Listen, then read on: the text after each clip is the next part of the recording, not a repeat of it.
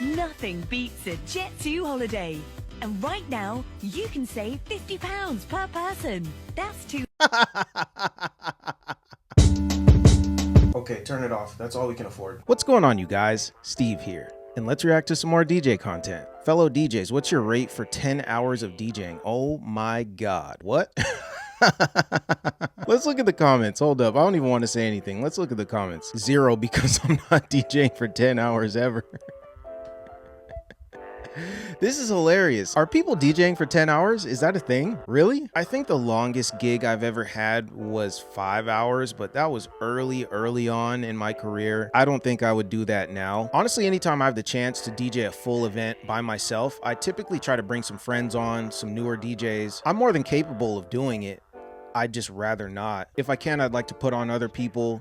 And also, I just like to vibe at the spot, you know, hang at the event. That's a bunch of work. Honestly, DJing for a long time is a bunch of work. Like, you feel really beat down after gigs sometimes. So 10 hours is nuts. This jacket lets you display your vinyls. Oh boy, that's crazy. That looks like...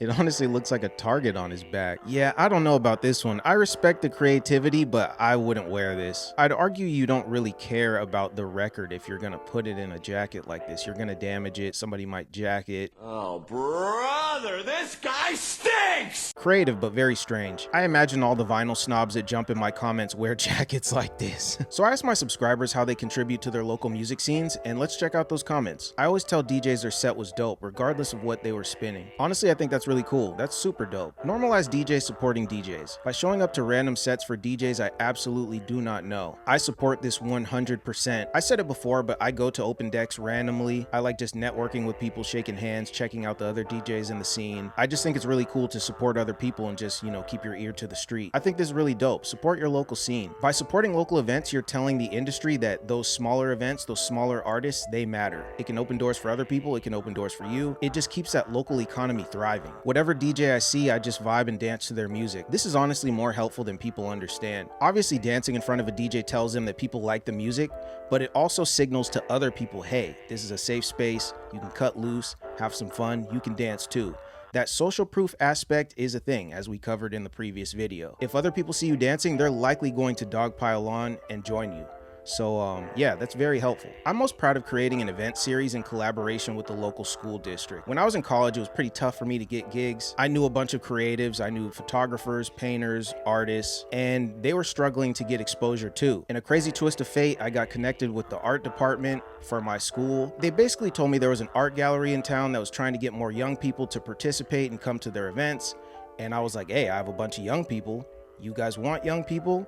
Let's try to get some DJs and some artists together and let some of these people showcase their art. I'm super stoked on it because it's been going for over a decade at this point. And yeah, it's still going strong. I think it's really dope. I encourage everybody, if you can, try to open doors for other people. It doesn't always require a bunch of money. You can get super creative with it, but you can open doors for other people. So this is a comment on one of my recent videos. This person said, what kind of content should DJs focus on? I think this is a great question, but I can't answer this for you. Nobody can answer this for you. Honestly, you have to answer this for yourself. I'm sure some people are hearing this and they're like, what the heck? That's not very useful at all. But I think it is. What I've realized in the past decade on social media, trying to market myself and push my music and try to get myself out there, I've realized that people support different artists and DJs for different reasons. The issue isn't that you suck or you're not good enough. It ultimately boils down to you finding your audience and why people like you. Not why they like Martin Garrix, not why they like ISOXO, why they like you. If you're a musician, I don't care what kind of music you make. I don't care if you're a DJ, producer, singer, rapper, whatever. I don't care if you make bluegrass, any of that. This applies to everybody. You have to sit down and identify, what am I good at? What do people want to see from me? Not what they want to see from everybody else. I'll give you guys a couple examples. There's people out there who like Steve Aoki because he throws cakes at people. They think that's entertaining. They think that's funny. There's people out there who like Dylan Francis because he's super funny on Instagram. There's also people out there who like Virtual Riot and Chris Lake because they're always making sound design tutorials and they show, you know, behind the scenes of their music. Whether you're a fan of these people or not, I'm not going to sit here and argue and haggle and negotiate and go back and forth about it. But I'm just making the point that they all do different things to market themselves and appeal to their audiences. Just being a DJ, just being a producer is not enough to engage people. In a perfect world, I think it should, but that's not enough. I'm kind of going off the rails here, but the only direct advice I would give is to just try different things. You can look at this YouTube channel. I experiment with all types of things. I try to branch out with my content. What people gravitate to most is this reaction content, but I try to diversify it all the time. Don't overthink it, and try to find what works for you. Nothing beats a Jet2 holiday. And right now, you can save £50 per person. That's too. Booking DJs solely based on how many people they can bring to the party is so funny because it's like, you're the promoter. You're supposed to be the one promoting. It's literally in the name. Oh, man. It's true. In all seriousness, it's always going to rub me the wrong way that responsibility falls on DJs. Not because I'm lazy or I suck or I don't want to market myself, whatever cope they're going to say in the comments. That's not the case. Like this person said, that's the promoter's responsibility. If you really want my stance on this topic, I think if you create a venue where people don't want to show up unless there's some hyper famous person playing, you failed as a business.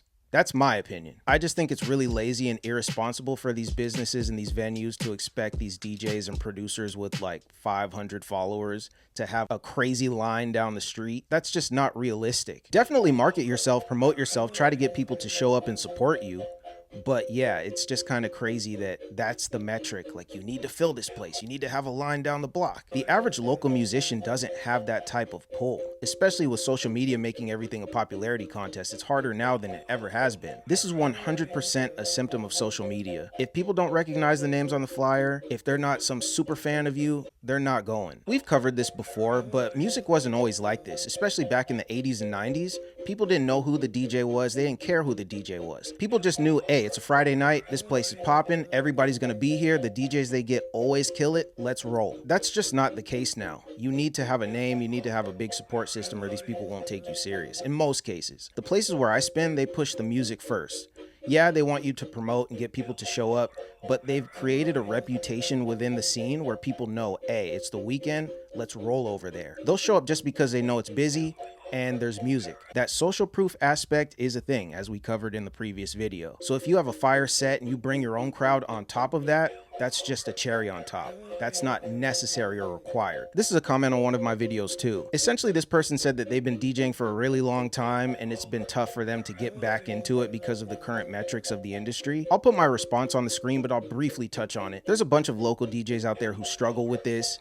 Myself included, I'm not above it. I dealt with it too. The industry values activity, both in person and on these apps. I made a video not too long ago. I really wish everybody would check that out. Seriously, I'm super biased, but I think it's the most helpful video on YouTube for DJs. Essentially, I talk about my system for creating content, making these videos, making shorts for Instagram and social media, how I stay active without getting burned out and just sitting on my phone 24/7. Definitely check that video out. I'll link that one below. But yeah, it boils down to activity. If you've been DJing for over 20 years, that's cool, but the industry isn't really going to care. They want people who are active, who have an active following. They've got stuff going on. This thing says, I found 1/4 of a cent. That is all. Carry on. That's crazy. Somebody responded and said, this is what Spotify uses to pay artists. Okay, buddy. Oh man, there's so many videos out there about Spotify and streaming splits and why they're problematic, why the CEO is problematic. I'm not getting into all of that, but I do appreciate some Spotify shade. Sick. Got a little Dumb Dollar mashup. Whoa. Oh my God. Oh, he's good. Oh, he's good. Did it hit him in the face? Man, that's pretty nuts. He's very lucky that didn't slam on his controller. I'm not sure if it hit him in the face. Let me check. Did it actually fall on him or did he catch it? Oh, he caught it. Yeah, he's good. That's nuts. That could have been really, really bad. I guess that's all I got for this one. You guys let me know what you think in the comments. As always, I appreciate you guys, and I'll catch you in the next one.